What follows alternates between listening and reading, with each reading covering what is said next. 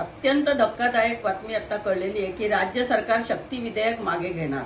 म्हणजे पुरुषांना सुरक्षित करणं हाच हेतू यामागचा आहे का, असा प्रश्न सरकारला विचारावासा वाटतो. आज जो आपण पुण्याचे जे अत्याचार झाले त्याच्याविषयी गृहमंत्री योगेश कदम असतील, सावकारे असतील, यांनी जे वक्तव्य केले ते इतके धक्कादायक आहेत.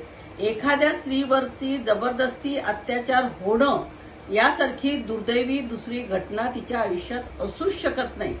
आणि अगदी प्रियकराने काय, नवऱ्याने काय जोर जबरदस्ती करणं हे सुद्धा निषेधार्ह असताना असं बेजबाबदार वक्तव्य राज्यमंत्र्याच्या पदावर बसून करणं म्हणजे खरोखरच त्याच्याविषयी आता चीड निर्माण झालेली आहे.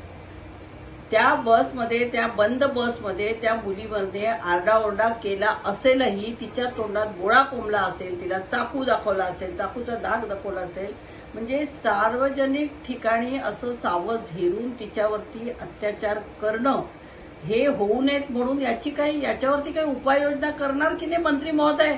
का अशा प्रकारचे तुम्ही धक्कादायक विधानं करणार आहात? याची तुम्हाला शरम वाटली पाहिजे. तुम्ही तर सर्व महाराष्ट्राची माफी मागितली पाहिजे. आणि ज्या व्यक्तीने आजच आता मी बातमी ऐकली की वाशिमला सुद्धा एका ओळखीच्या माणसाने 16 वर्षाच्या शाळकरी मुलीवरती वाशिममधून तिला विश्वासाने घेऊन गेला आणि तिच्यावर अत्याचार केलेले या घटना रोज घडतायत आपल्याकडे.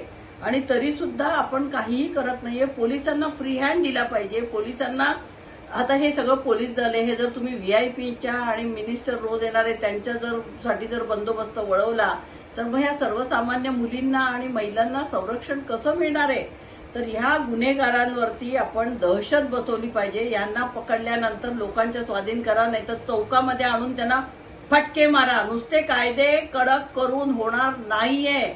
या लोकांना कुठेतरी दहशत बसली पाहिजे की असा अपराध केला तर लोक आपल्याला सोडत नाही. म्हणून पोलिसांनी 5 मिनिटं तरी लोकांच्या हवाले केलं पाहिजे. भर चौकामध्ये यांना फटके दिले पाहिजे आणि मग तुमच्या जेलमध्ये चालवा आणि मग फास्ट ट्रॅकवर चालवा. मग ते वर्षानुवर्ष चालू राहते. निदान ह्या लोकांवरती काहीतरी धाक बसेल असं काहीतरी शासनाने करावं, अशी मी शासनाला नम्र विनंती करते.